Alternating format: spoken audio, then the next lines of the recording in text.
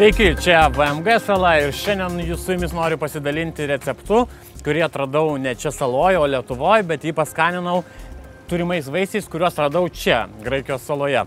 Vienas iš pagrindinių elementų tai yra saldainiai, kuriuos turbūt labai mėgstate, tai yra kokosinio įdaro saldainiai apipilti šokoladu. Tai yra pirmoji kokteilio sudedamoji dalis. Dedame į virtuvinį smulkintuvą.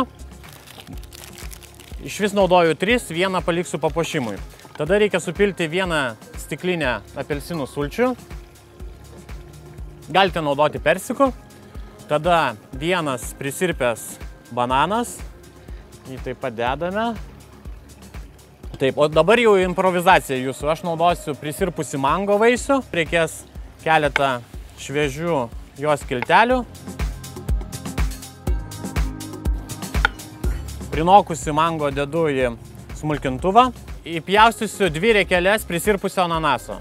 Ananasas mūsų kokteiliui suteiks tiek saldumo, tiek rūgštumo. Tai pasitenkite nupirkti tokį ananasą, kad jis būtų labai gerai prisirpęs. Jeigu ananaso namuose arba prekybos centre nerasite, tai galite naudoti apelsiną. Dedame ananasą.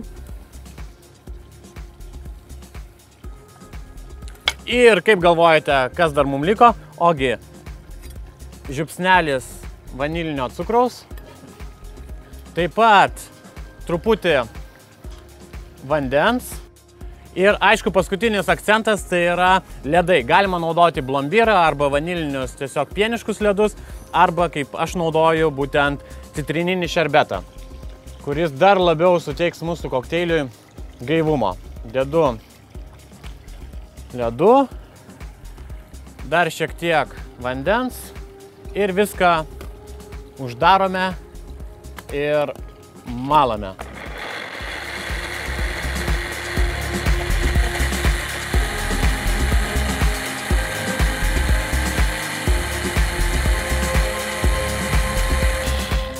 Paimame taurę, į ją pilame mūsų paruošto kokteilio. Matote, koks yra jis tirštas ir ypatingai gaivus. Štai. Dabar taurę reikėtų papuošti. Aš pasilikau kaip tik vieną gabalėlį šokoladinio saldainio. Jį pjauname išilgai, dedame iš šono. Taip pat galite papuošti cinamono lazdelę.